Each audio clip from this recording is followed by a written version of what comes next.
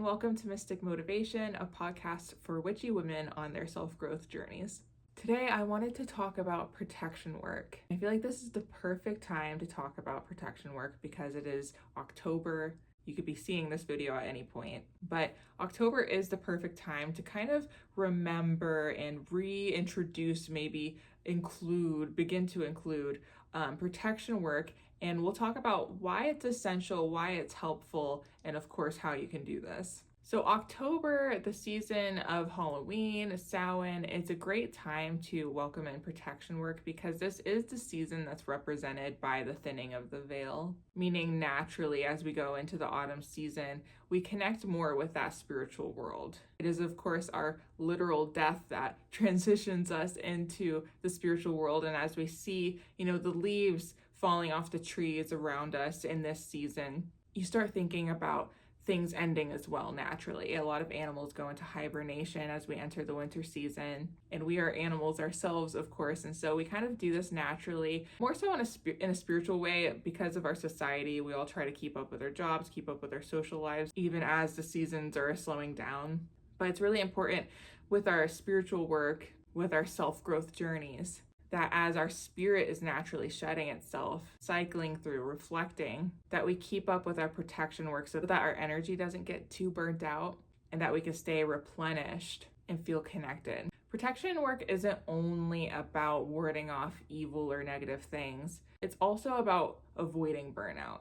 I think protection work is essential for every day. And the more that we can make it a habit, make it ritualistic, the more we can have a better kind of understanding and guide to how to work with our energy. So with that being said, I wanted to share some of my own personal ways that I do protection work. Take what resonates and leave the rest. But these practices have really helped me and keep me feeling refreshed whenever I get stressed out, irritated, burnt out, or if I'm feeling a negative energy around me. The first one being super simple, visualization. Using nothing but your mind's eye, your witch's eye, your third eye to create a ray of protection around you. I'll just close my eyes, take a few deep breaths, and I will imagine right around the edge of my body a pure white light just glowing, knowing that this light is pure, it wards off any negative energy, it protects me, and I may set an intention in my mind for how long this ray of light will protect me for. Maybe I'll say all day today for the next 6 hours, and replenishing that visualization when I feel as though that warding has come down. Maybe my energy has gotten a little fractured. Maybe I'm starting to get irritated in the day, and I'll find another moment to just close my eyes, take a few deep breaths, and imagine that white light around me. What's so great about visualization is that you can do it at any moment. It's this really creative way to regulate your nervous system, to calm down your energy. You're calling back your energy in that moment because you're slowing down your breath. You're visualizing something peaceful, calm, loving, and protective around you, and you immediately feel this weight just lift off your shoulders.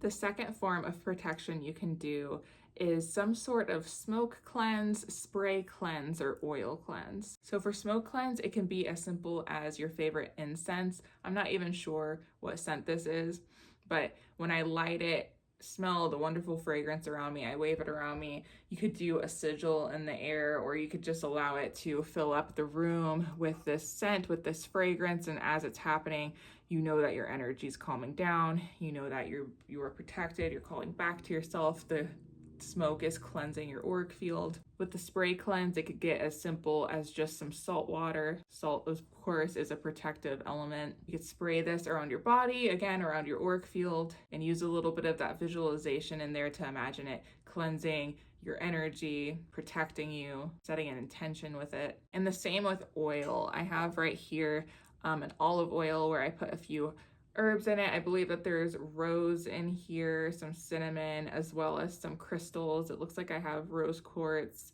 kyanite, obsidian, and I'll take this oil, put a little dot on my finger, and I might do a sigil somewhere on my body, or I might just put it on my forehead, my wrist, and just kind of rub in a very small amount.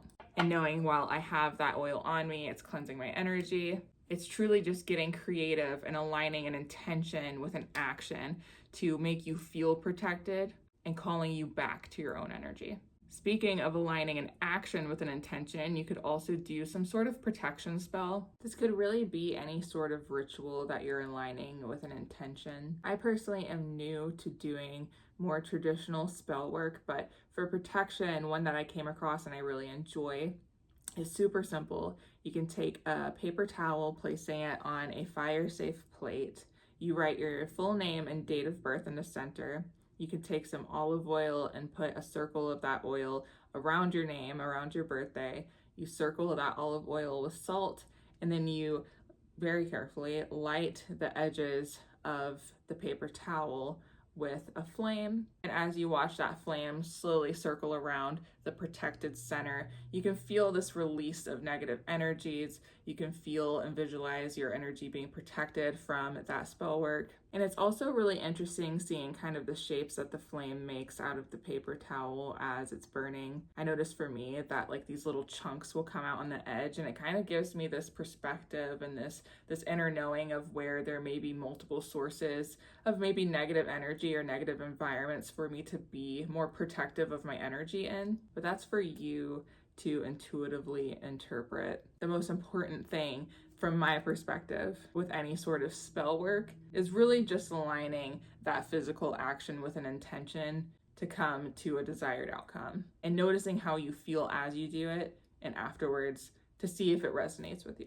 Now, this next one is my personal favorite. It's the one I would say I do the most, and it's every day throughout the day, which is protective chanting, protective music, protective affirmations. So I'm going to put a few of my favorite affirmations on the screen here, as well as a protective chant you could do. But I also want to give you the recommendation of making a protection playlist. Songs that may talk about love, protection, feeling confident, feeling secure, and putting these into a playlist that you can play if you're ever feeling irritated, uneasy, unsettled, and calling back your energy as you listen to these songs.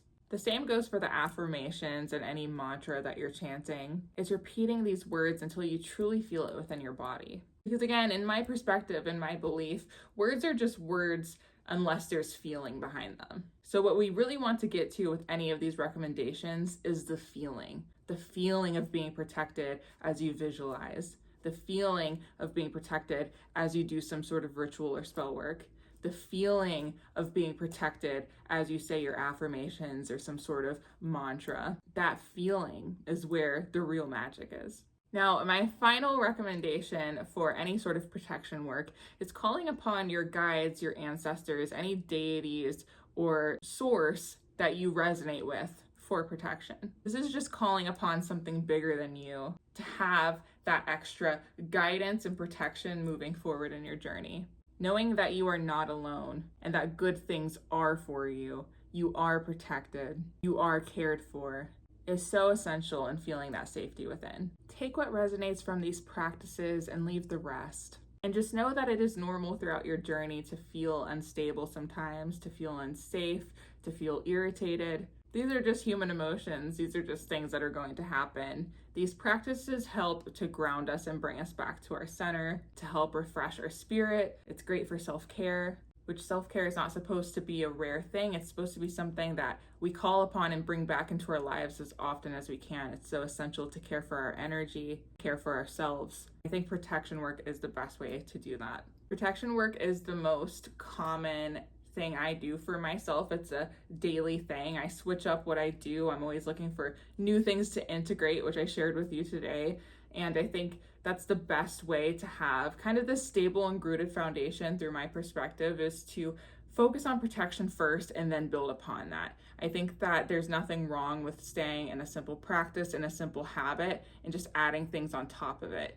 Your practices, your methods of protecting your energy don't have to be these super grand, huge things. They can be really simple things that you just apply to your day-to-day life that comforts you and makes you feel secure and makes you feel connected to yourself. And I think that's the best way to move through life, is through these habits that are comforting and make you feel refreshed in a way that works for uniquely you. And I really want to emphasize that if there's anything I said today that really resonates with you, take it and make it your own. Change it a little bit, shift it around to a way that, again, gets you back to that feeling of protection, which is the most important thing. Not just the habit, not just the act, but that feeling is really what you're going to take away with you. I'm wishing protection, wellness, and peace for you. And so it is. If you enjoyed this podcast episode, I invite you to follow along for more, to subscribe to my channel.